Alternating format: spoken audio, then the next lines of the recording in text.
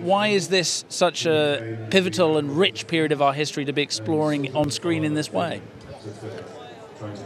There was a moment in our history where a very close-knit family were not born to be the royal family, but because of the abdication became the royal family. And a young girl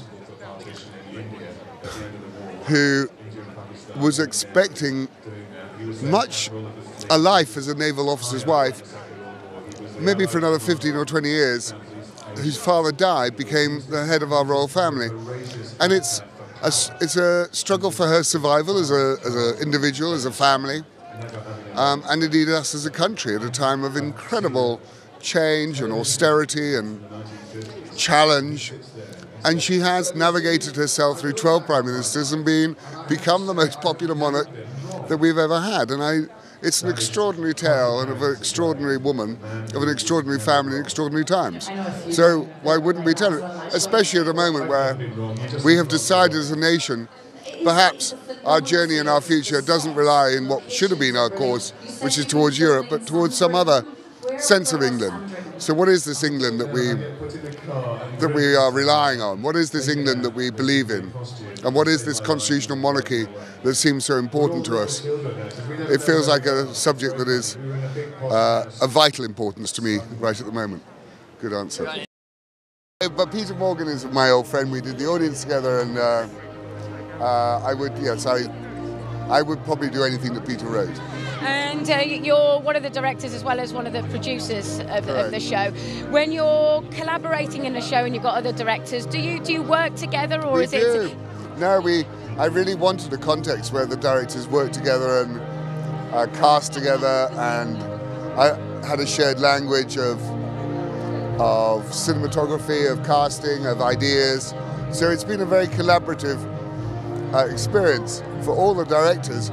And I have to say for the cast as well, which is why we're so close and why it feels like an old theatre company of the old, do you know what I mean? It feels like a rep company from the 1960s, where we're a very close company, all the directors are very close, the researchers are very close, and I have to say it's been one of the most rewarding and the most enriching experiences of my professional career. You know, when we did the audience, I wrote the scene between, which was a play, which I did with Stephen Daldry and Helen Mirren. I wrote a scene with the young Queen with the old Winston Churchill, and I suddenly thought, my God, she was young. You know, we sometimes forget, and it's easy to forget. And it's easy, you know, having been on the throne for 60 years, it's easy to forget that there was a time when she wasn't. And there must have been that terrible moment when it happened. And so that's what I wanted to start telling, and that's the story of this season. Because the crown itself and the responsibility of it is something that is really quite tremendous, isn't it, really? And is that something that you really wanted to impart into the story? That's right. And you know, the crown starts on the head of her father. So in our drama, it starts with being a story about George VI. The job is to tell the story, you know, so I decided to tell the first decade would be season 1. So season 1 spans 1947 to 57. So really from her wedding to the Suez conflict or the imminent outbreak of war. That's season 1. Season 2 we're filming, which then takes us to 1964. It's the obvious question that you constantly face with these types of projects, where that line is between being accurate and authentic from a documentary point of view and then artistic license as a drama. It's a good question, and it is, of course, central to everything that I have to do. In the end, you do your very best. I wasn't there. I wasn't even alive. But I've got you know, a team of full-time researchers, and you know, sometimes if you can't get accuracy, you can get truth, and I've always gone for the underlying truth, even if I'm not able to get it absolutely right with accuracy sometimes, because you don't know what were they wearing, what were they doing, and so forth. Claire is, I mean, you know, just technically as an actress, she's right up there, and I've had the good fortune to work with people like Helen Mirren, as you know, and Claire is right up there. She's going to be one of our real greats. Because as a writer, of course, it starts with just one person in a room with a typewriter, or a computer, and then you end up with something like this, which is really wonderful, really thrilling.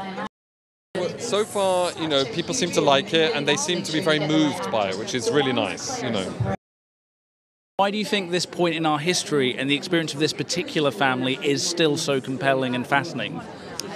Well, it's a story about an extraordinary family, and it's that's rooted in our modern history. And when you look into the details of it, it's incredibly dramatic.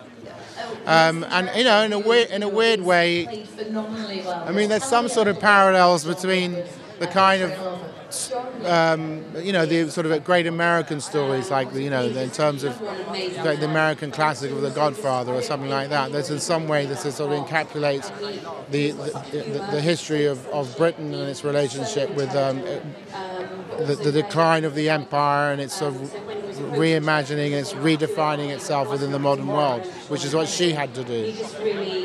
This is also very much a story about family relationships. Can you talk about working, particularly, I guess, with Claire and the rest of the family on that? Well, Stephen Daldry is a wonderful director, and he has done many, many, many successful theatre plays, and he created a company, a very good cooperative ensemble, and it was great fun. You really enjoyed showing up to set every day. There was no mistakes. There were just better ideas. Odd playing the father of our current queen, who could well watch the series. I never thought about that. I wouldn't expect her to either, and even if she did, you'd never hear about it, because they maintain that sort of well-practiced idea of distance and silence. So I didn't think about it. Interest to her, though, personally? Why? Because it's the story of her life. Well, I imagine that in that sense, it would probably be a very odd and absurd experience watching it. Her memories are obviously hers and unique, and this is a fiction, so. This is first-class stuff.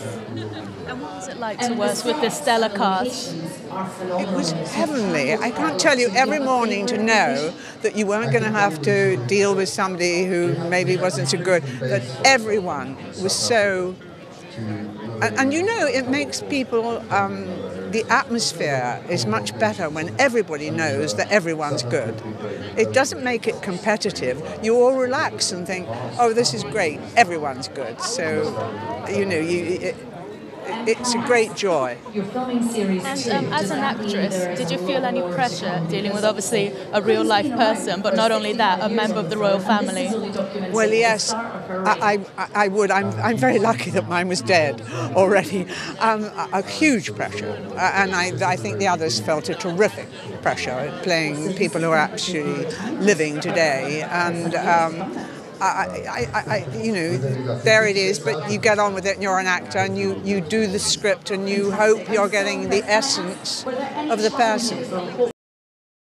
Well, I myself often imagine the babies being born in the royal family, and I think, when do they know? When do they know that there's something different? Their life is going to be different. And I think we're all intrigued as to know how different they are. I think it's a fascinating period anyway. When you're going from before the war and no, wait a minute. George died in the 60s. No, we just had the war, and you got the whole history of Britain in that time through the eyes of the royal family, and I think that's utterly fascinating. That's a huge canvas for this series to be set against. What do you think emotionally is at the core of this story, though, really? That's a very good question. What is emotionally at the core? I think it's about duty and love, and putting duty first. And having said that, I feel quite tearful. And I think our Queen has been tremendously dutiful but she's also had love, and that is, it's a remarkable life. Her life is utterly remarkable. I, Eileen Atkins, would much rather be me than born into that family. I suppose you have to say it's privilege, but not a privilege that I would have welcomed. I think it must be. I think it's very hard. Your life's not your own, is it? No, and to me that would be the worst thing of all. You know, she can't wander into Marks and Spencer's. None of them can. How excited are you for this very special screening? I'm super excited. I'm a big fan of Netflix. I live in London, it's also my city, and it's a beautiful red carpet, and I am such a huge fan of Claire Foy and Matt Smith. I'm very happy to be here. Why are you such big fans of Claire and Matt? You know, Claire, I saw a film of hers, the first film that I saw of hers was Wreckers, and I can't tell you, I still can't get the film out of my head. She was so fantastic. I just finished shooting for a film called Ghoul. It's an Ivanhoe Blumhouse co-production with Phantom, and I'm doing their next film as well next year. So that's what I'm doing. So the film that I just finished doing called Ghoul, it's a futuristic film which takes place in a prison, which is placed somewhere in some remote part of the world, and I'm a military officer. It's sort of an action horror thriller genre, but it's very political. Political in what way? In a very entertaining way. And how did you prepare for being so military action-packed for that one? I was training for a bit, and I also had the opportunity to train with a military officer to just know the body language and everything. And the advantage was that it is futuristic, so we could take some liberties. Indian cinema has been exploding around the world, particularly in the last few years. It's really being embraced across the planet now. Why do you think that is? Why do you think the rest of the world seems to be finally catching on to the brilliance of Bollywood? I think everywhere what is happening is people are collaborating. Industries are coming together, and so there's more interest in other countries as well. And so it's not just India going everywhere, they are also coming to India. So it's both of them meeting, and a lot of things are changing in India. A lot of content-driven films are being made. People are putting money in smaller films, in more indie films as well. They travel with festivals. So all these things, I think, contribute to what you're saying. You've got a message to all of your fans out there who can't wait for the new film? Go watch my film, but before that, go watch The Crown. I've seen it, and it's fantastic. Looking forward to this special screening? Yeah, I think I'm really intrigued as to what it's going to be like. I'm really excited. Are you a fan of the royal family yourself? Is it something you get excited about? It's not something I get excited about. I think everyone likes the royal family, and I'm just hoping I'm going to learn a lot more about it. Talking about excited, what should we be excited about from you at the moment? What are you working on right now?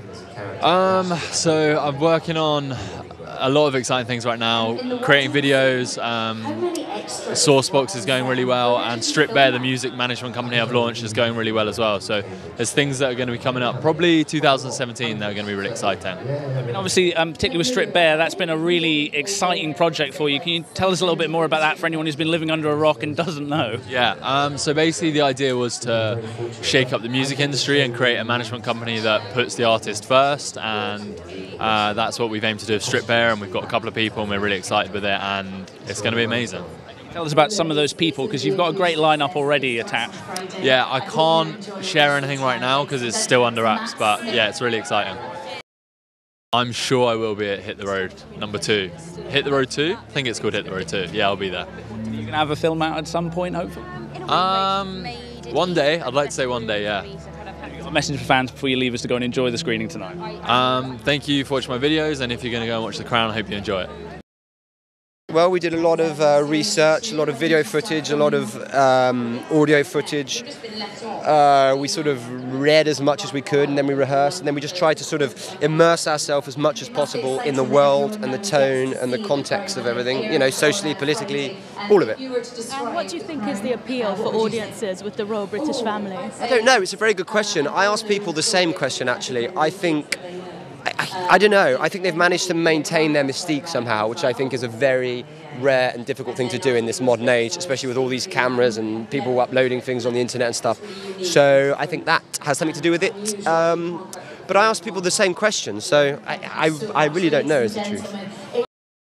You take the script and then there's so much sort of research that goes on around that. You know, there was a lot of books we looked at, a lot of audio footage, a lot of video footage, and then we rehearsed. We had a wonderful team of researchers, and you know, we just try to immerse ourselves as much as possible in the tone of the world. And you're obviously playing a man who's still alive, so how did you want to embody that character? Did you want to kind of do an impersonation, or did you want to... definitely not an impersonation. I sort of tried to make it as truthful as I could, really, which is all you can do.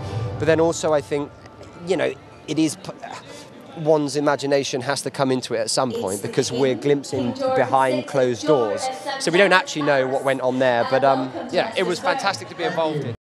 Can you tell us, for you, when we first meet Elizabeth at this point, who she is as a person before she becomes the monarch we now know and iconize? Good question.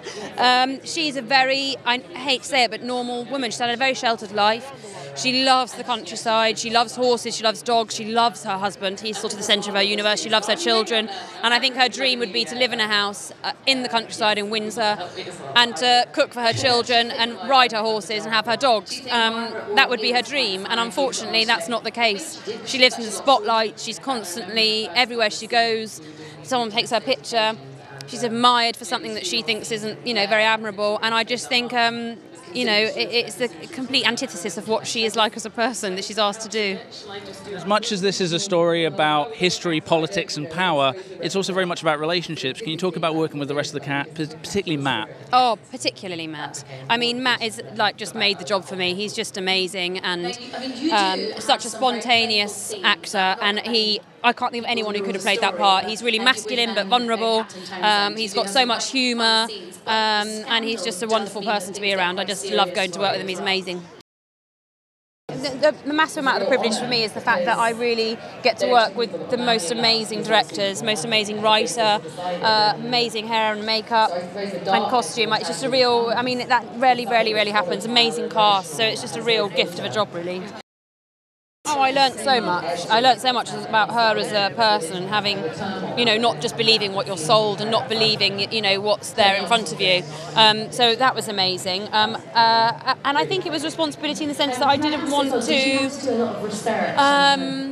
I just wanted to be faithful to the story, really, and what she went through, and her character. I didn't want to try and kind of make her more exciting or anything like that. I just had to be steadfast.